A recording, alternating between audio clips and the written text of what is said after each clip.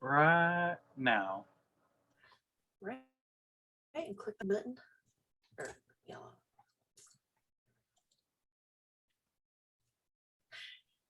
Hello, thank you so much for taking the time to join us today to hear this very special, very important presentation. My name is Sarah Gott-Wallace, and I am one of the co-chairs of the Dr. Talbot Spivak Holocaust Memorial Committee at FSW. It is my esteemed honor and pleasure to present to you today Mr. Sam Varsano.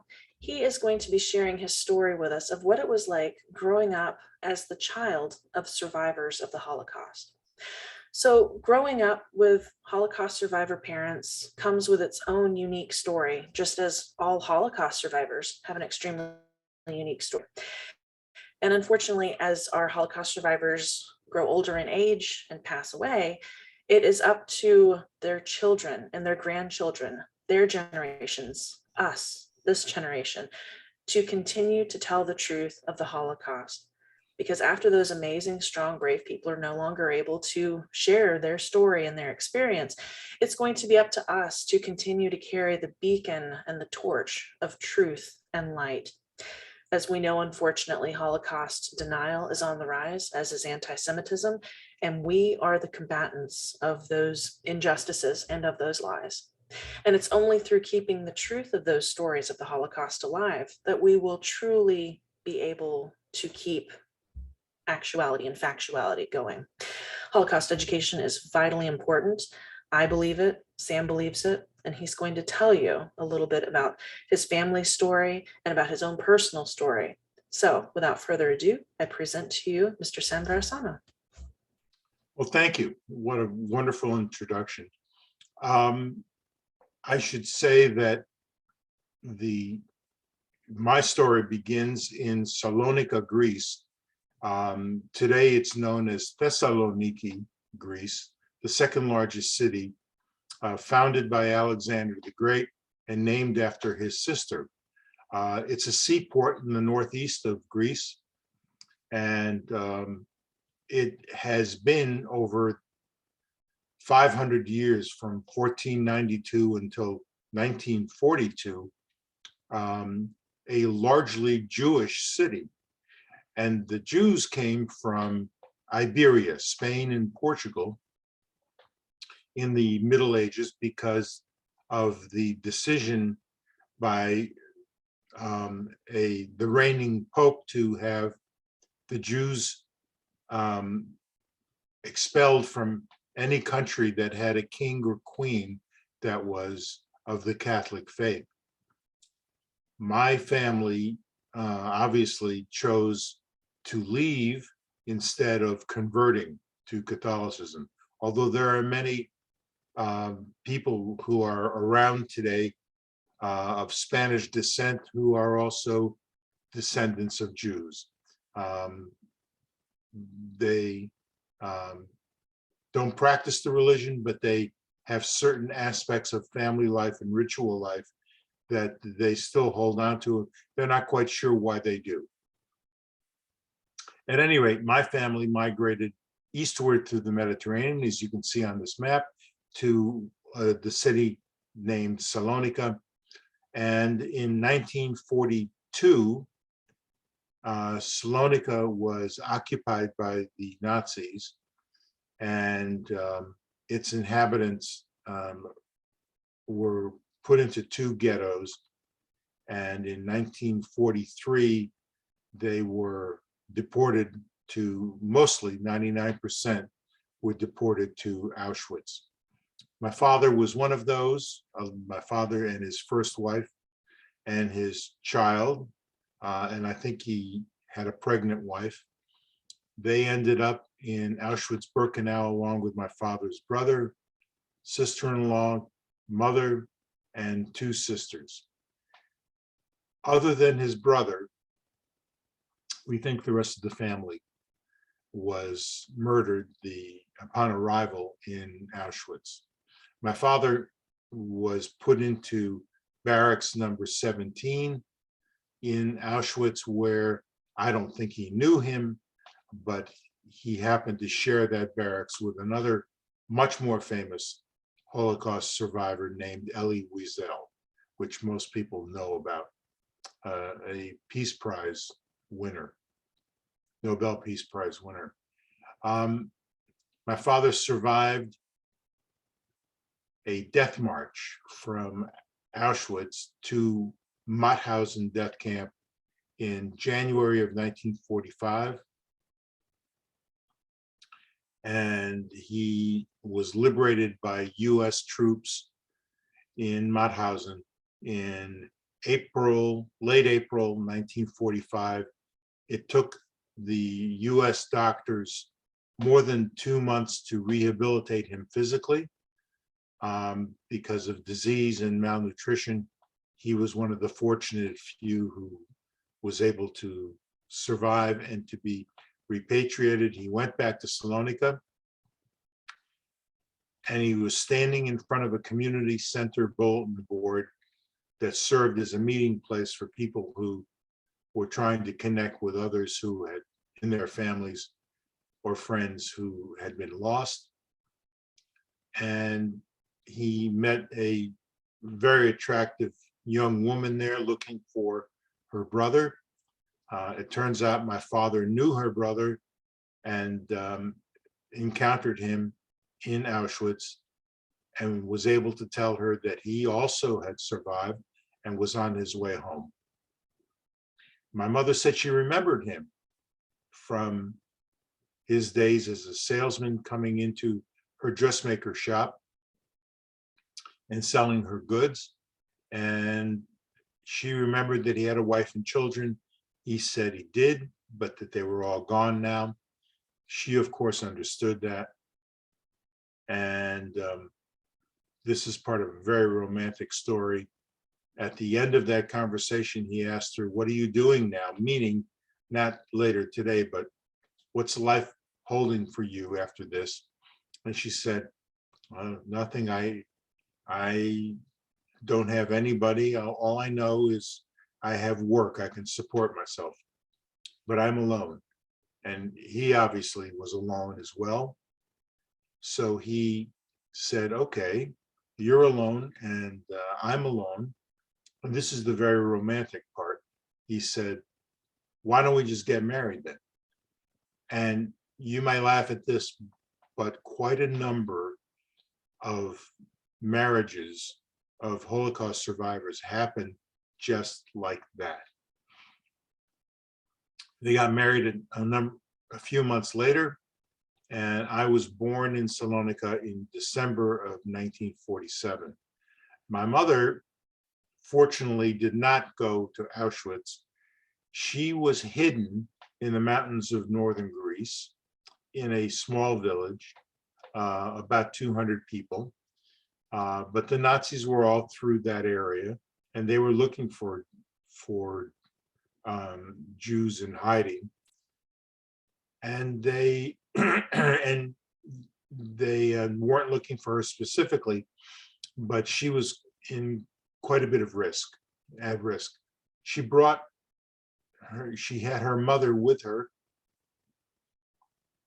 and my mother was raised up in Greece at a time when the Greek nationalists took the country over from the Turks. There was a settlement of a long-standing war between Greece and Turkey in the early 1920s, and the Greeks wanted very much to re-Hellenize the country, making it more Greek again. So all the public schools changed over their curriculums, and they emphasized Greek history and Greek education. So my mother spoke a very pure, unaccented Greek, and she could pass as any ordinary Greek. My mother's mother, on the other hand, grew up in an earlier time, and she had a very discernible accent. It was a Sephardic accent, meaning that she spoke a language, Ladino, that was common for Sephardic Jews. Those are the Jews of Spain and Portugal that I mentioned earlier, who had migrated to Greece, then the Ottoman Empire, 500 years before. So they retained all of that culture and language, and she had a very heavily accented Greek with that language. The point being, she was easily identifiable through her speech as being Jewish.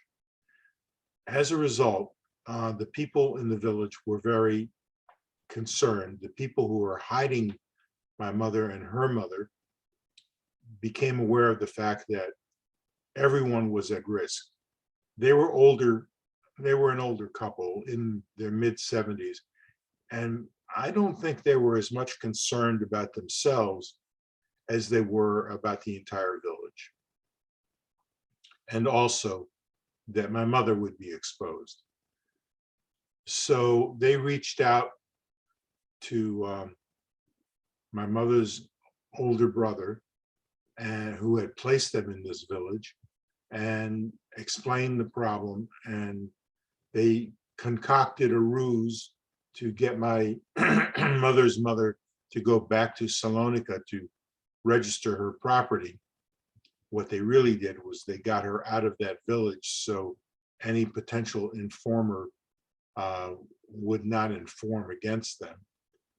And she went back to Salonika. She was in the group that was ghettoized and then sent on to Auschwitz. So she died in Auschwitz as well. And when my mother came back at the end of the war after liberation,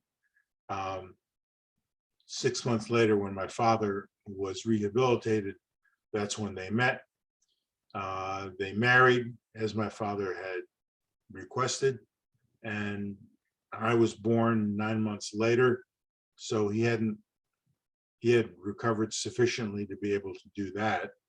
And yes, that's them right there, and me.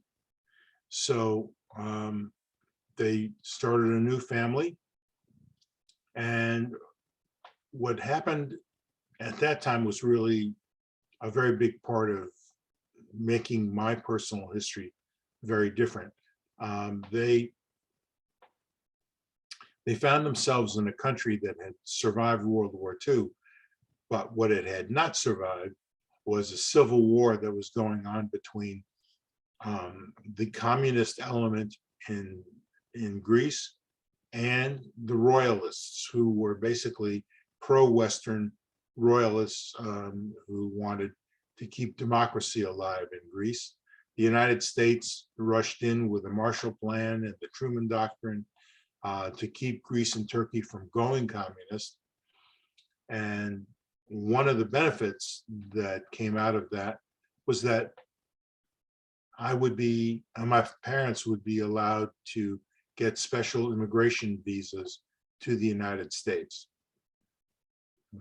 They did that in 1951, and we arrived in the United States, and the Jewish community of Syracuse, New York, sponsored, I believe, 5 or 6 families that were survivor families.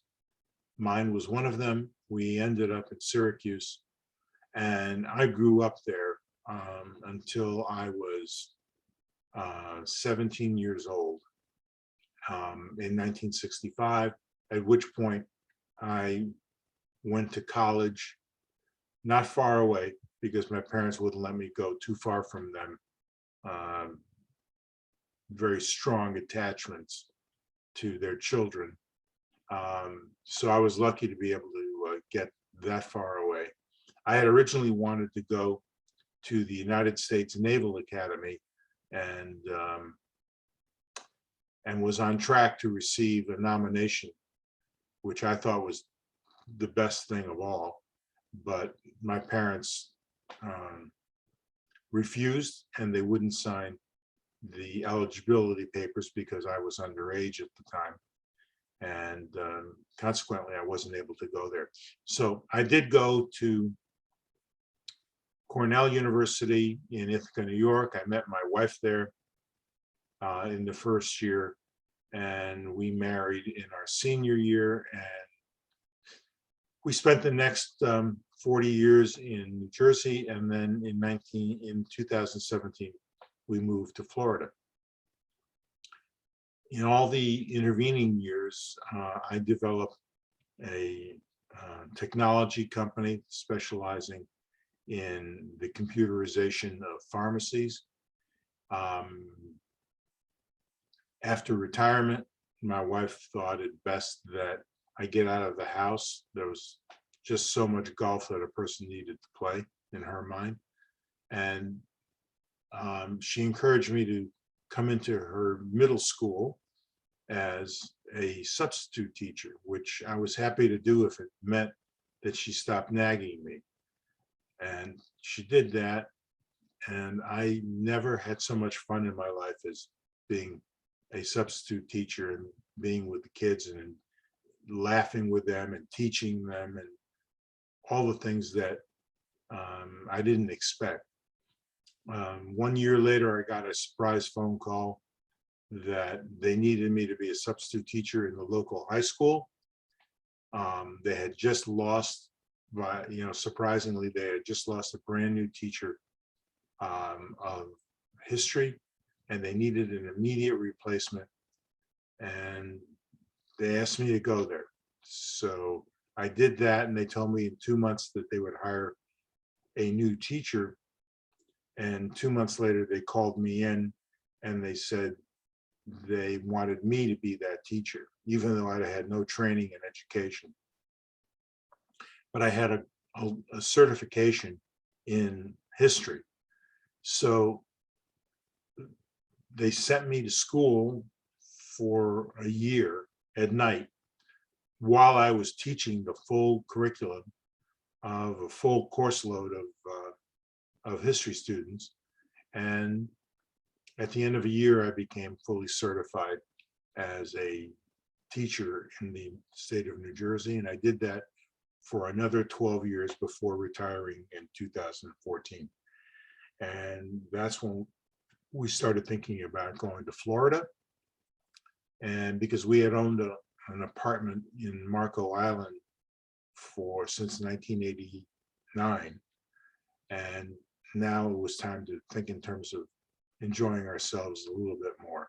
So my wife and I moved down here, and we've been very, very, very happy with our transition and our lives here. I'm active with the Holocaust Commission in Marco Island, the second generation group of which I'm a member. I was, while in New Jersey, on the New Jersey Commission on Holocaust Education, and I did write and co-author a curriculum on Holocaust in Greece, which went statewide, and I think it's been used in other states as well. So that's my background. I hope I've been succinct enough to not bore anyone, but that's basically it. And from this point, I'd be happy to address any questions that my presentation might have provoked. That's wonderful. Thank you so much, Sam. So I'll start questions. I'll kick off our questions here. Do you think that it was a justified decision to send your grandmother away from the village where she was hiding with your mother? What do you think of that? Well, I think that the first impression that a person that might have come to a person learning about that story was that it was cruel and unfeeling. I think it's the opposite. I think the people who were sheltering my mother, from what I know about them, I never met them, but from what I know about them, were very principled humanists, not educated, probably borderline illiterates, but they were a farming couple. But they understood that at any moment, someone might denounce my mother as being a hidden Jew, and she was hidden. And they felt that her life was at risk because of my grandmother's activities. And beyond that, as most people know, the Nazis would take revenge not just on the people who were hiding a Jew, but they would easily consider murdering the rest of the people in the village, and had done that on a number of occasions. So there were a lot more people that were at risk because my grandmother was just not easily hidden in that environment. I say, even though I'm her grandson, that what was done in a spirit of humanity and protecting the most number of people that they could. and for me personally, protecting my mother from an almost certain death.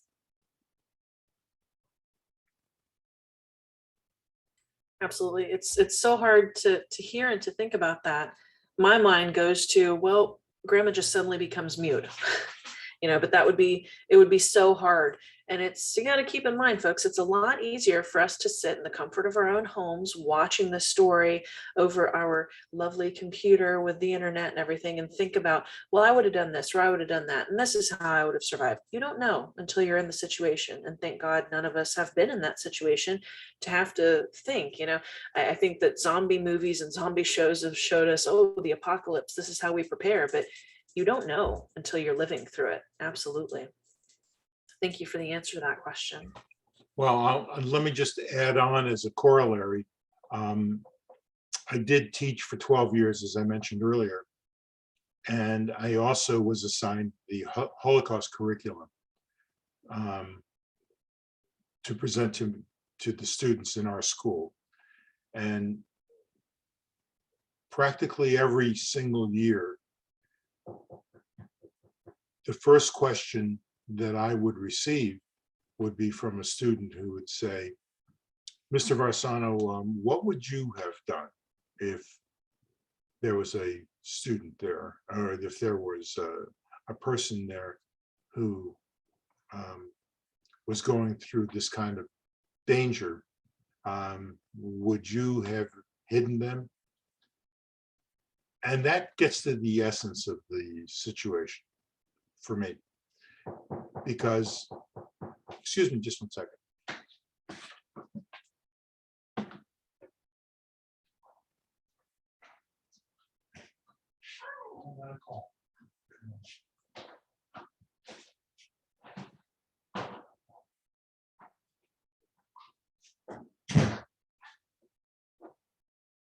I'm sorry, someone just came to the door.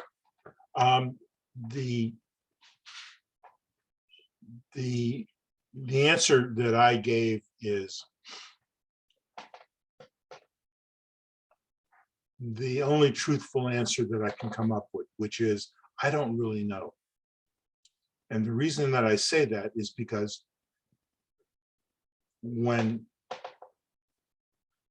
the people that are at risk are beyond you, it could be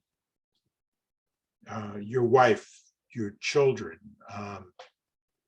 and then your neighbors and the other people in the village. I don't know if I could put all of them at risk of death because of what a decision that I made. It's not the most inspired response. You might expect that it would be automatic. Of course, I would protect her, take any risk necessary. I don't think there's any right answer, and I don't think there's a wrong answer, because the costs of responding affirmatively are so high for so many people. I'd like to think that I would have, but I can't be sure. It depends, I think, on what season of life you are in. What do you have to risk? What do you have on the line? I mean, before I had my daughter, I would walk through fire with these people. You know, I would definitely hide someone. There was no question in my mind of if I would have helped someone. But as you say, then once you have more lives on the line, once you have people who depend on you and the risk becomes greater, things change a little bit, you know. And then it comes the mindset of, well, I guess I would have died in the camps because I would have gone to the gas chamber with my daughter. No question there. So just that one tiny little thing, that tiny little infant in your life, boom, everything's different now. Where you're thinking to yourself, okay, in a scenario, could I have survived the camps? Maybe. To as soon as my daughter was born, nope, I would die. I know I would. You know, that's all it takes. So it's a tough question to answer because, you know, you think about like the Warsaw uprising, the Warsaw Ghetto uprising, all the young folks fighting, you know, what do you have to lose? What is the risk? You know, you have to start weighing all of those. And unfortunately, that's what a lot of the German people had to do as well.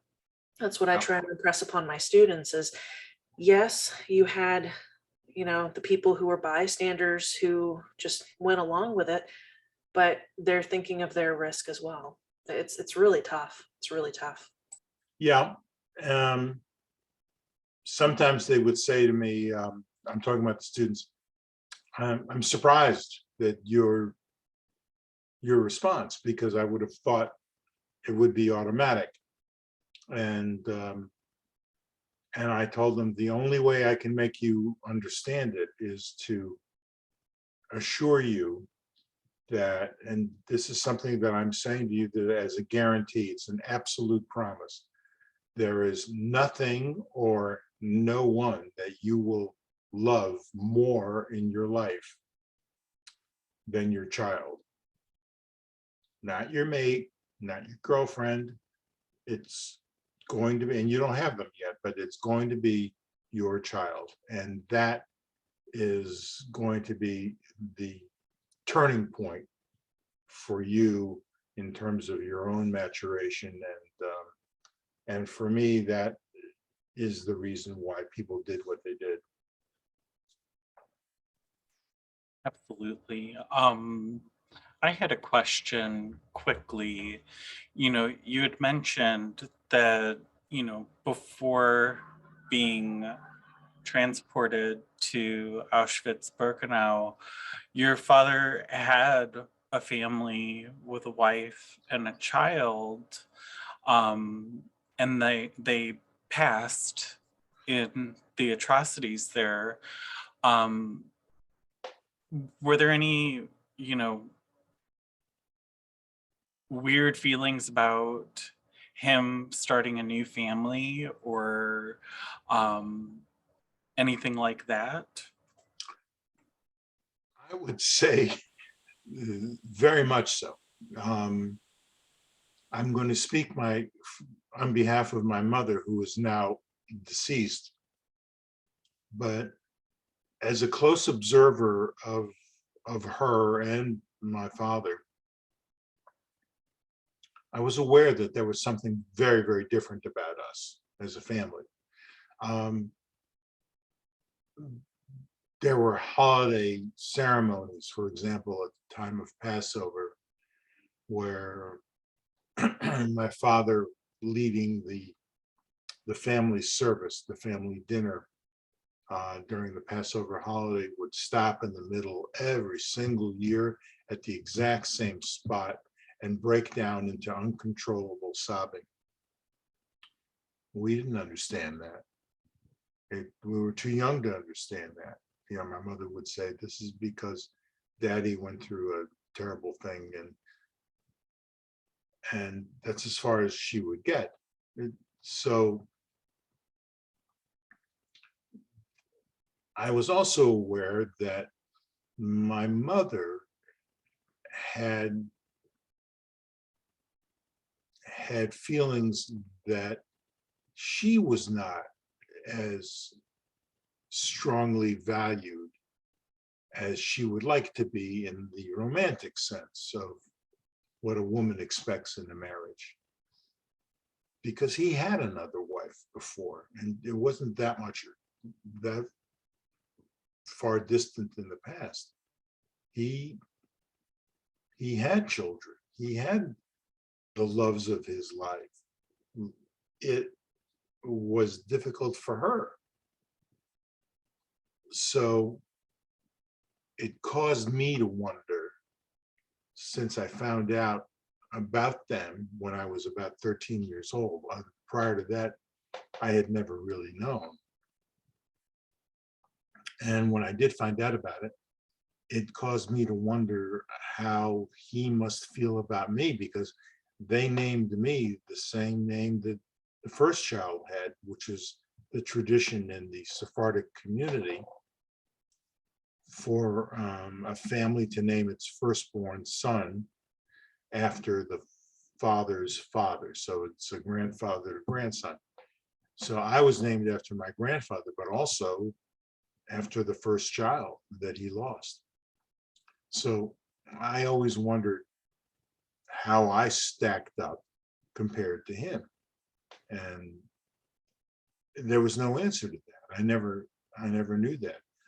I was pretty good in sports, pretty good in school, but he could have been better. I just didn't know, and I had no way of getting the information on what my father thought. He would never have spoken to me about that. And the absence of the conversation between us just served to perpetuate that mystery in me. I still don't know what he thought.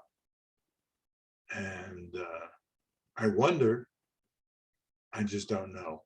And I know how deeply he valued having additional children. I have two younger sisters, one of which was born in the United States. I knew how much he valued us, and we knew that he loved us, but we just did not have that normal relationship with a parent. He was not the kind of father we would sit down with and talk to about different things in life or problems or issues. Our goal was to avoid bringing problems to him for fear of causing any additional pain, which is an extra burden on a child. And it's not an easy one to carry, but I don't complain about it. I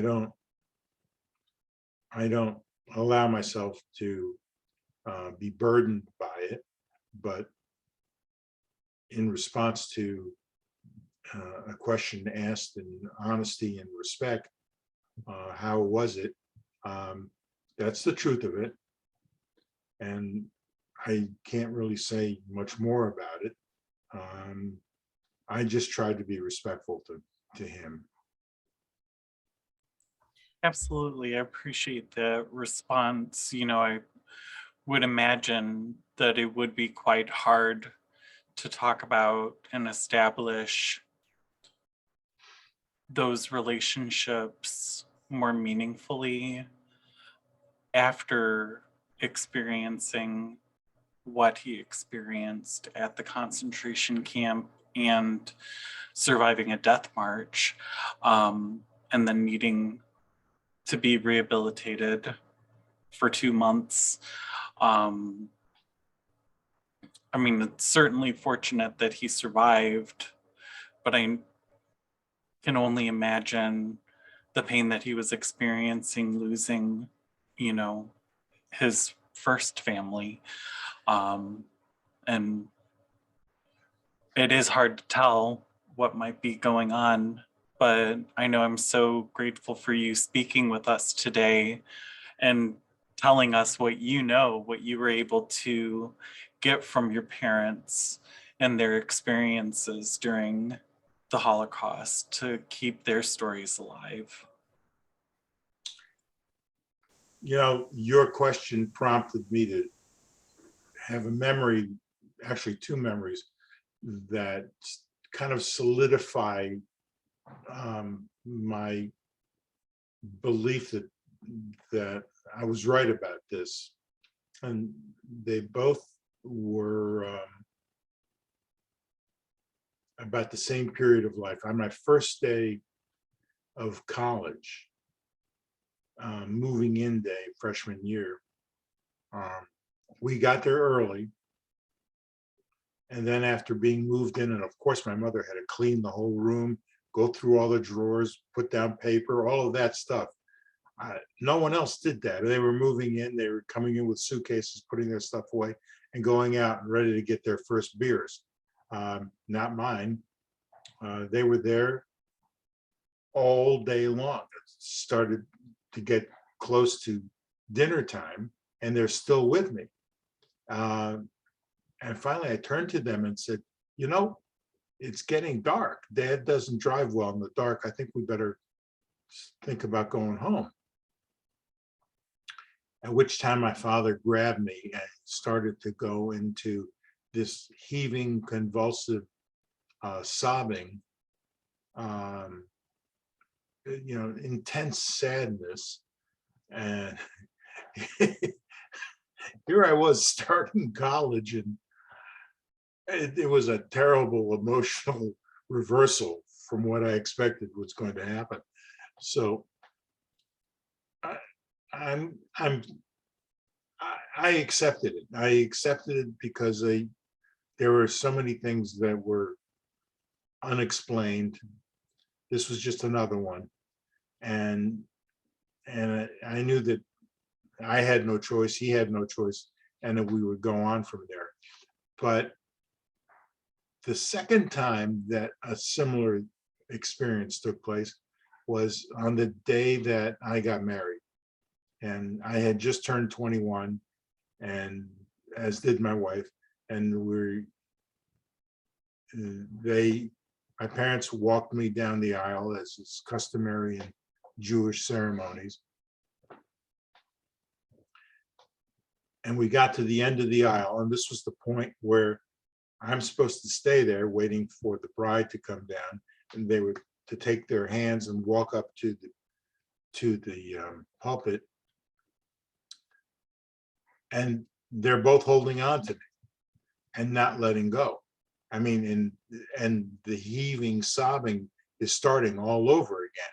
And it was a disaster because the procession is continuing behind us, and we're stacking up like airplanes at LaGuardia, and it's getting to be serious. So I finally had to take their hands off of me, put their hands into each other's, and walk them up the stage and then go back. It's funny now, but my wife says she didn't see it. Nothing was untoward. It's just me acting out. And so, but I'm telling you the truth. I was there, and they didn't really want this transition in life to happen because of what I think of what I said earlier, that children mean more to people than what we often don't admit. Absolutely, especially for survivors. I know that a lot of survivors looked at it as it is our task to go forward and to have families and have as large a family as we possibly can, because that is the greatest resistance that we can put up against the Nazis now. You tried to stamp us out. Not only did we live, but we thrived and we multiplied. So take that. So with what we're talking about here, my next question kind of segues into this, because I know that myself and my students were always really interested in especially the psychological aspects that second generation speakers bring to the forefront. So have you spoken with your sisters? Have you guys ever chatted about things that you noticed were different in your own household? Like maybe you guys went to a sleepover and realized, whoa, they live this way and we live this way. What were some things that you really noticed that were different in your childhoods, comparatively speaking, to like your friends? Well, sleepovers were not encouraged. I would say not allowed, but I don't remember going on one. I don't remember my sisters going on one.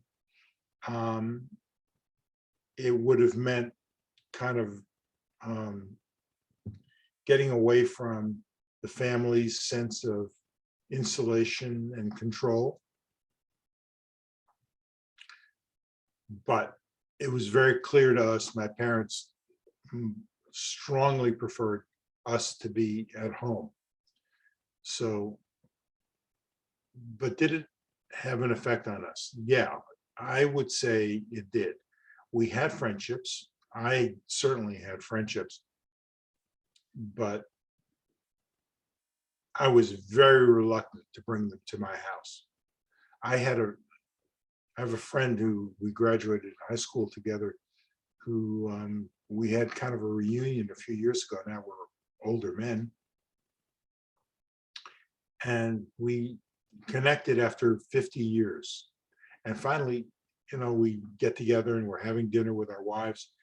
And he said to me, I'm just curious. I remember that you were a constant presence in my home as we were growing up, senior year, junior year. We hung around together. My parents knew you and they enjoyed talking to you. But I don't ever remember being in your home. And I told them why. I said, yeah, well, there's a reason for that. I come from a Holocaust family. I never could anticipate when a conversation or an episode in life might cause them to feel an emotional breakdown. And I didn't want that to happen in the presence of my friends, because it might expose our situation to other people. Now, as an older adult man, I don't think that it would have been such a big deal. I think I was hypersensitive, but that's the way I felt. And I explained it to my friend after 50 years. I said, that's really what was going on, is that I really didn't want to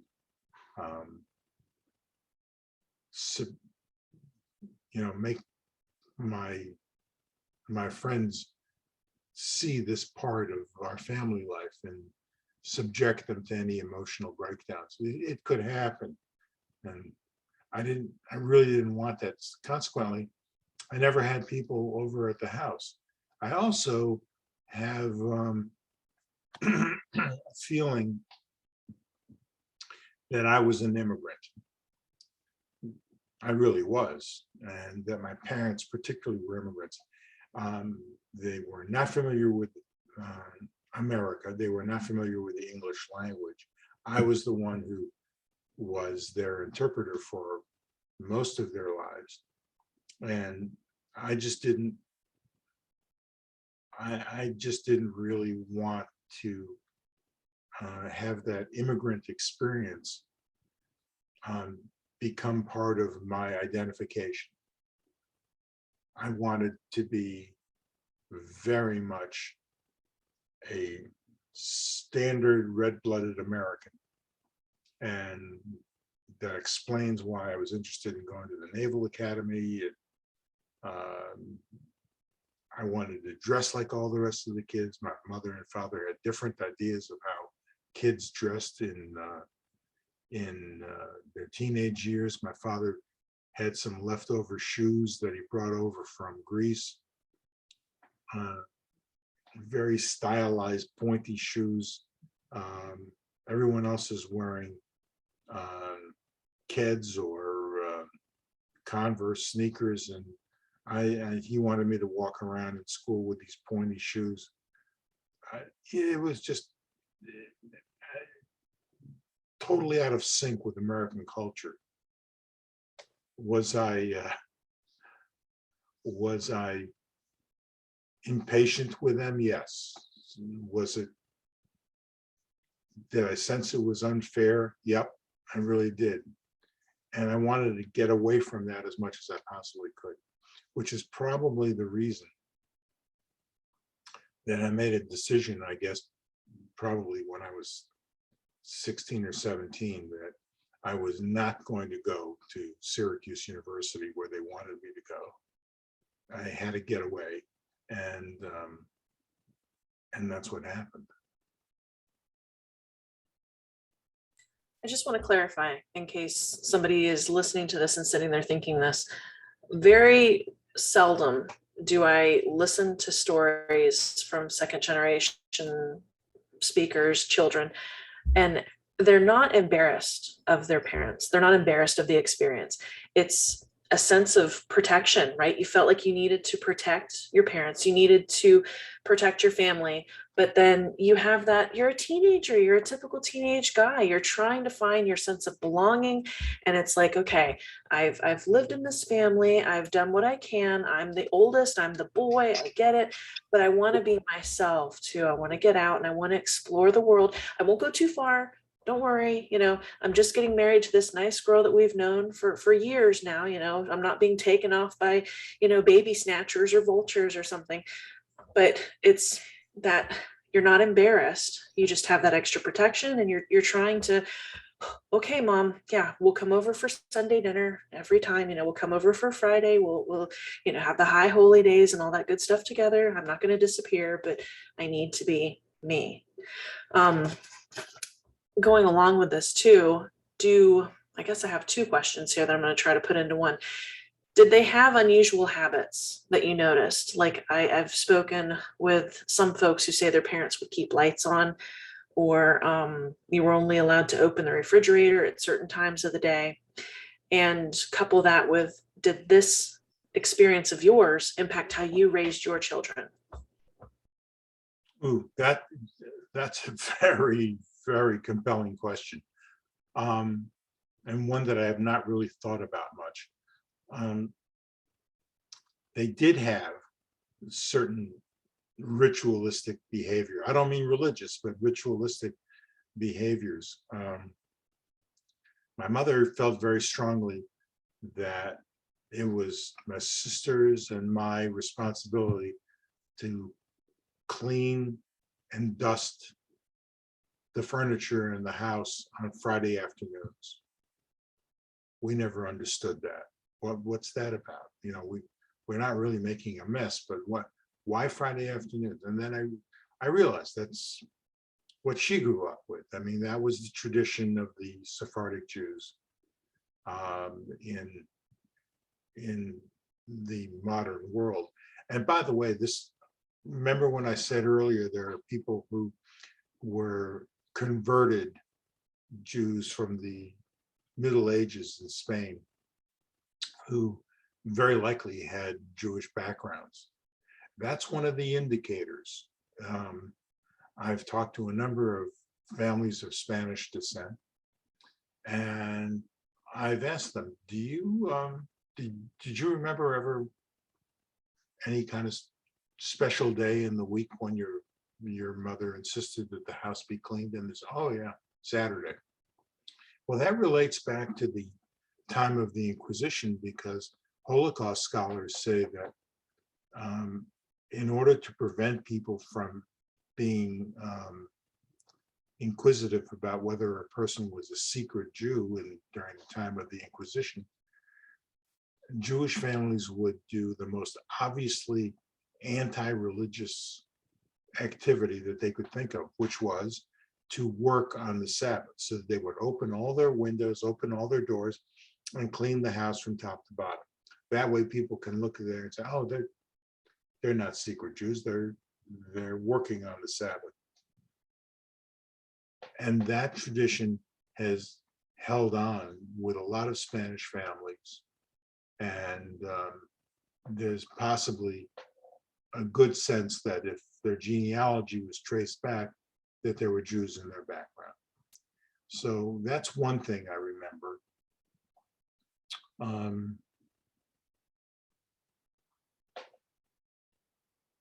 Foods is another. I have a whole menu of specialized foods that the Greek Jews would eat. When I do this talk in public, I bring along some of the, I make a list of around 7 or 8 recipes that are typical for the Sephardic Jews of Greece.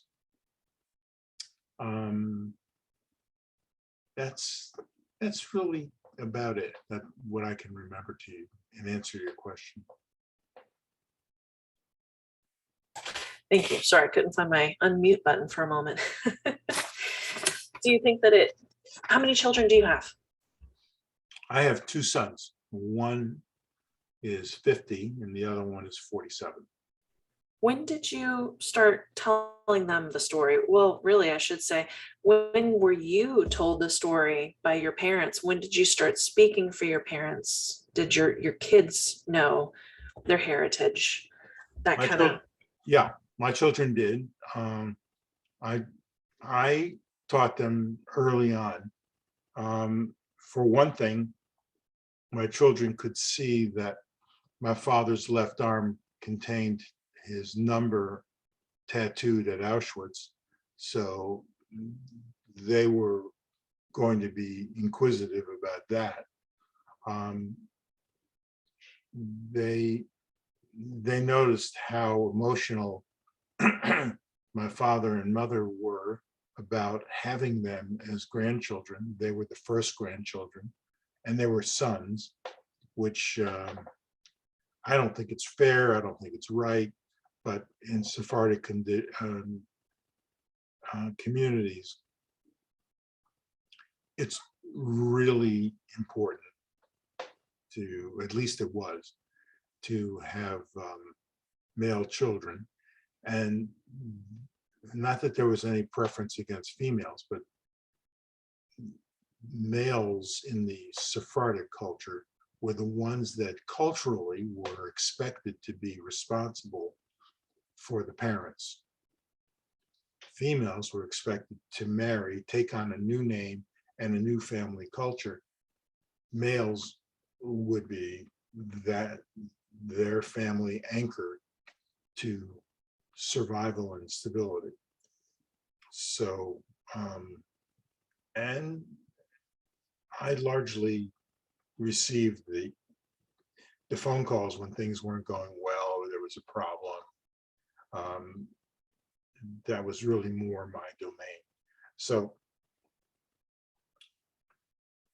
that, did I miss the point on your question? But that's really. No, you're good there. When did you find out your parents' stories, and when did you start speaking and sharing their story and speaking with them about their stories? How did that all flow for you? I mentioned it before.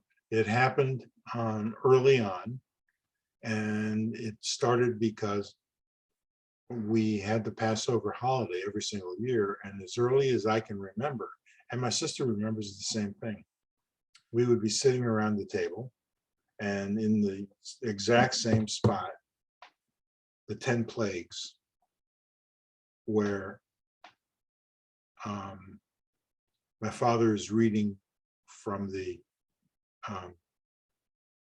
Passover book. He starts choking up and crying, and that was the end of the ceremony. There was we stopped completely because he couldn't continue. I was upset and annoyed. Why is this going on?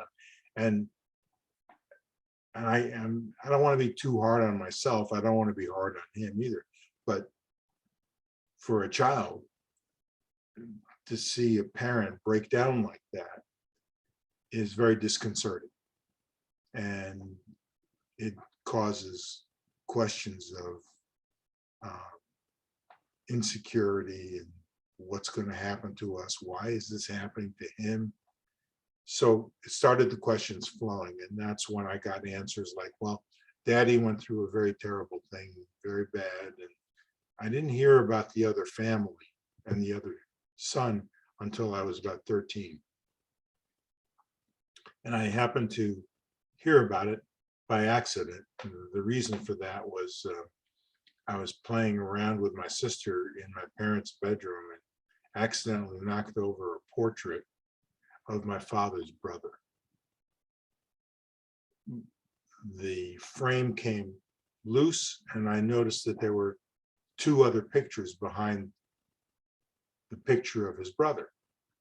I took them out and looked at them. The first one was a picture of a young woman kind of jauntily posing on a ship's railing. It was a studio portrait, so it had to be a prop. And I thought to myself, this is strange. Who's this? Why do we have this? And then the second picture was that very same woman in a wedding gown standing next to a man in tuxedo, very clearly a wedding portrait, and the man was my father. So I had a very interesting reaction to that. My reaction was that my father was a bigamist, and he had another wife someplace else in Syracuse. So I approached my mother cautiously about this, and I just inquired, do you know if Dad has any problems with you or staying with you? Why are you asking me these questions? And I said, okay, let me show you something. And then I went and got the photograph, opened it up and showed it to them. Who's this? And she then told me who that was, and who the little boy in the pictures that we had that she described as a friend's child were actually pictures of my father's first son, my brother. So it's a lot of new information packed into a short period of time, where you've got to get your head around it and kind of wake up to the fact that, yeah, we are very different. We are a very different family, and there are reasons for it, and they're not pleasant reasons. But the other thing that I realized was that I have to be very respectful, very, very careful, because it's obvious that they had both been through a terrible ordeal, mostly my father, but I just had to accept it. Wow. Everything, everything just keeps making me say, whoa, whoa, whoa. That this is an incredible story. There's so much to unpack here. There's so much to discuss and go. I mean, we could keep going for hours and hours, but by all means, we want to make sure that any questions that viewers may have, we want to be able to get those to you. Please feel free. If you have any questions for Sam, email me. There's my email address right there down below, sarah.gottwallace@fsw.edu. Send me your questions. I'll forward them to Sam, and I'll get right back to you with an answer. Wow. Thank you so much for sharing this incredible, I had some emotion and some psychological things to consider, but this was a little bit more than I had anticipated thinking about today, I must say. So, and I'm sure I'll be thinking about it for a few more weeks. I'll probably be emailing you with more of my questions as well, Sam. Thank you so much for sharing your story and the story of your parents, your family. It's very, very important. We thank you so much for continuing to contribute and be a lively part of Holocaust education. It's so vitally important in our community and at large. Well, you honored me to participate in this, and I thank you very much, and you're very welcome. And just let me know if there's anything else I can help with. Absolutely. We'll be hitting you up for sure. Okay. Take care, Steve. Thank you, everyone, for your time today.